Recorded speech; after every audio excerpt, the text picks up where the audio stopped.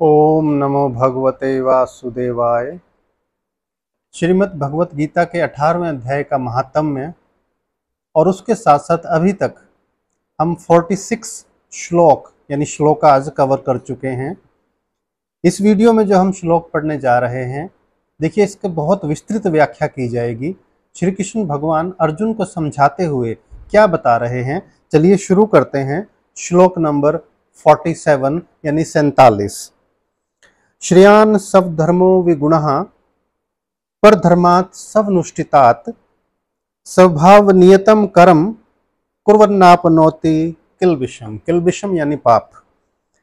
अपने वृत्ति पूर्वक परक कार्य को करना, ध्यान से समझिएगा, अपने वृत्ति परक कार्य को करना यानी जो कार्य आपके वर्ण व्यवस्था के अकॉर्डिंगली, आपके स्वभाव के अनुसार है उसको करना, चाहे वह कितना ही त्रुटिपूर्ण ढंग से क्यों न किया जाए। यानी अपने स्वभाव के अनुसार अगर कोई आप कार्य कर रहे हैं और उसमें त्रुटि भी हो रही हो तो चलेगा, यानी वो एक्सेप्टेबल है। अन्य किसी के कार्य को स्वीकार करने और अच्छी प्रकार करने की अपेक्षा अधिक श्रेष्ठ है। यानी हमेशा वो कार्य करिए जो आपकी वृत्ति, आपकी प्रकृति, आपके स्वभाव के अनुसार है, आपके धर्म के अनुसार है। अपने स्वभाव के अनुसार निर्दिष्ट कर्म कभी भी पाप से प्रभावित नहीं होते। यानी जो कार्य हम लोग अपने वृत्ति के अनुसार, अपने स्वभाव के अनुसार करते हैं, श्री कृष्ण भगवान कहते हैं उसमें अगर त्रुटि भी हो जाए, कोई गलती भी हो जाए, तब भी आप पाप से प्रभावित नहीं होते, यानी पाप के भागीदार नहीं होते। इसका तात्पर्य क्या है, इसको विस्तार से समझेंगे कि श्रीमद् भगवत गीता में क्या लिखा है। इसमें लिखा है, श्रीमद् भगवत गीता में मनुष्य के वृत्तिपूर्वक कार्य यानी सब धर्म, यानी अपने धर्म के अनुसार जो कार्य है का निर्देश है, वही करना चाहिए।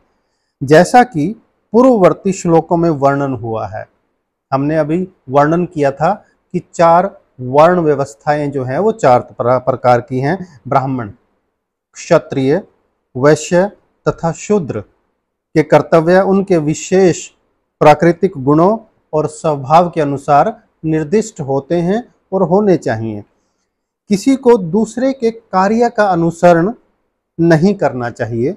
जो व्यक्ति स्वभाव से शूद्र के द्वारा किए जाने वाले कर्म के प्रति आकृष्ट हो, उसे अपने आप को झूठे ही ब्राह्मण नहीं कहना चाहिए, भले ही वह ब्राह्मण कुल में क्यों ना उत्पन्न हुआ हो।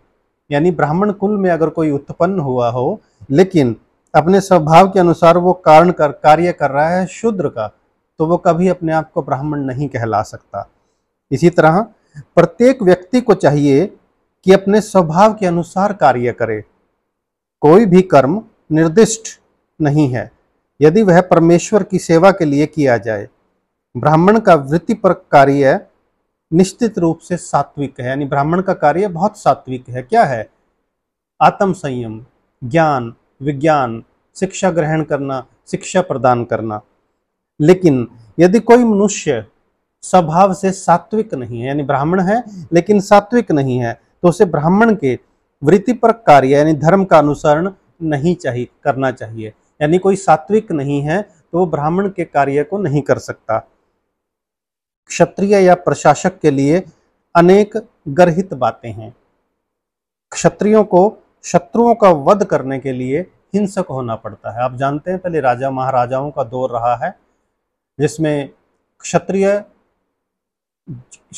की जो जिम्मेदारी थी वो युद्ध की थी, और युद्ध में शत्रुओं को तो मारना ही पड़ेगा, उनका वध करना पड़ता था। तो उसी के विषय में लिखा हुआ है।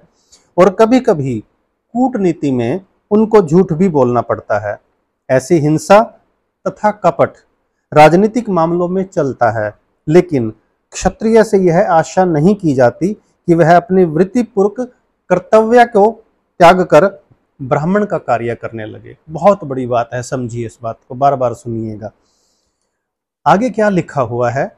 मनुष्य को चाहिए कि परमेश्वर को प्रसन्न करने के लिए कार्य करे। अब एक बात समझना, परमेश्वर प्रसन्न होते हैं जो कार्य आप अपनी स्वभाव के अनुसार है उसे करें और पूरी सिद्धि से करें, और उसका फल परमात्मा को अर्पित करें।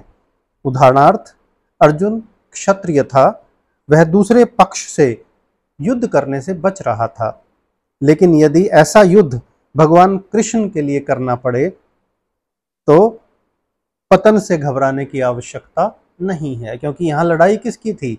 धर्म और अधर्म के मध्य। कभी कभी व्यापारिक क्षेत्र में भी व्यापारी को लाभ कमाने के लिए थोड़ा बहुत झूठ बोलना पड़ता है। यदि वह ऐसा नहीं करते तो लाभ नहीं हो सकता। कभी कभी व्यापारी कहता है कि अरे भाई ग्राहक, आप तो मेरे बहुत अजीज हैं, आपसे कोई लाभ नहीं ले रहा। लेकिन हमें यह समझना चाहिए कि व्यापारी बिना लाभ के जीवित नहीं रह सकता। यानी जो बिजनेस है दैट डिपेंड्स ऑन प्रॉफिट। अगर हर व्यक्ति जान पहचान का आ गया और हम उससे प्रॉफिट नहीं लेंगे तो बिजनेस सरवाइव नहीं करेगा, यानी बिजनेस ज्यादा दिन नहीं चल पाएगा। इसलिए उसको ऐसा बोलना पड़ता है। लेकिन व्यापारी को यह नहीं सोचना चाहिए, क्योंकि यह ऐसे कार्य में लगा है जिसमें झूठ बोलना आवश्यक है, अतएव उसे इस व्यवसाय को त्याग कर ब्राह्मण की वृत्ति ग्रहण कर लेनी चाहिए। यानी ऐसा भी नहीं है कि किसी व्यापारी को लगा अरे इसमें तो झूठ बोलना पड़ता है भाई, इस काम को छोड़ देते हैं, चलो ब्राह्मण का काम करना शुरू कर देते हैं। ऐसा नहीं है, क्योंकि हर कार्य में कोई ना कोई दिक्कत, कोई ना कोई परेशानी आनी आवश्यक है। इसकी शास्त्रों में संतुति नहीं की गई है, यानी इसकी कोई संतुति नहीं है, इसको स्वीकार नहीं किया गया है।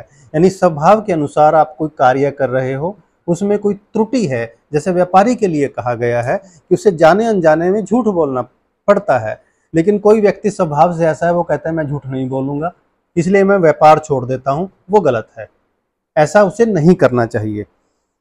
यदि कोई क्षत्रिय हो, वैश्य हो या शूद्र, यदि वह इस कार्य से भगवान की सेवा करता है तो कोई आपत्ति नहीं है। कभी कभी विभिन्न यज्ञों का संपादन करते समय ब्राह्मणों को भी पशुओं की हत्या करनी पड़ती थी।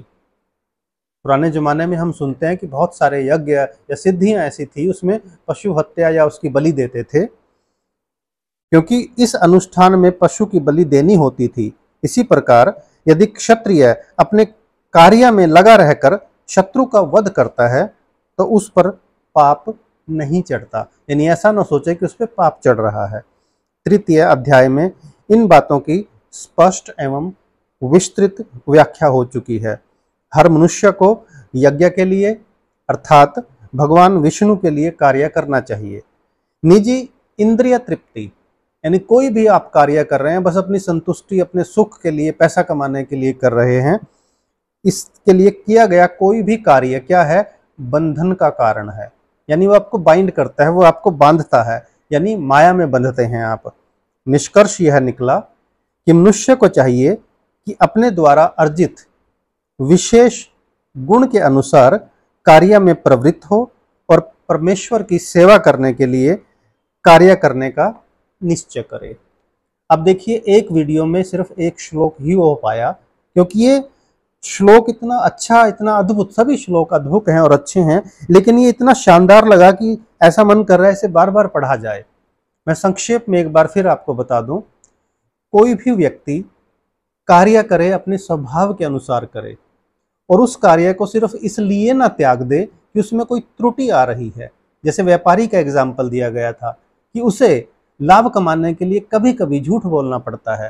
कोई सगी संबंधी मित्र आ गए, प्रॉफिट उनसे भी कमाना पड़ेगा, लेकिन उसे बोलना पड़ता है कि मैं आपसे किसी तरह का प्रॉफिट नहीं कमा रहा हूं, जबकि ये झूठ है, लेकिन ऐसा करना पड़ेगा, नहीं तो उसके बगैर उसका बिजनेस, उसका व्यापार जीवित नहीं रह पाएगा और बिजनेस में प्रॉफिट नहीं हो पाएगा। तो हम किसी भी अपने कार्य को इसलिए ना छोड़ें कि उसमें कोई त्रुटि आ रही है, बस उस कार्य का जो फल है वो प्रभु को अर्पित करते चलें। तो आज का जो ये श्लोक था, श्लोक को मैं एक बार फिर से पढ़ देता हूं, जिसकी हमने अभी व्याख्या की। श्रेयान सब धर्मो विगुणः परधर्मात् स्वनुष्ठितात् स्वभाव नियतम कर्म कुर्वन्नाप्नोति किल्बिषम्। मेरी भगवान से प्रार्थना है, जो भी इस पूरे वीडियो को सुनता है, इसका आनंद लेता है, भक्ति भावना में रम जाता है, उसको श्री कृष्ण भगवान का आशीर्वाद मिले, आप सभी का कल्याण हो। अभी तक अगर चैनल सब्सक्राइब नहीं किया तो चैनल जरूर सब्सक्राइब कीजिए। प्रतिदिन आपको शिव पुराण के वीडियोस मिलेंगे, हर अध्याय के, और श्रीमद् भगवत गीता के भी अभी 18वें अध्याय को हम कवर कर रहे हैं। इसके बाद सभी अध्याय से जो संबंधित श्लोक हैं, उसमें जो मार्गदर्शन किया है श्री कृष्ण भगवान ने, हम उन सब का वर्णन करेंगे और उनको अपने जीवन में ग्रहण भी करेंगे। ओम नमो भगवते वासुदेवाय।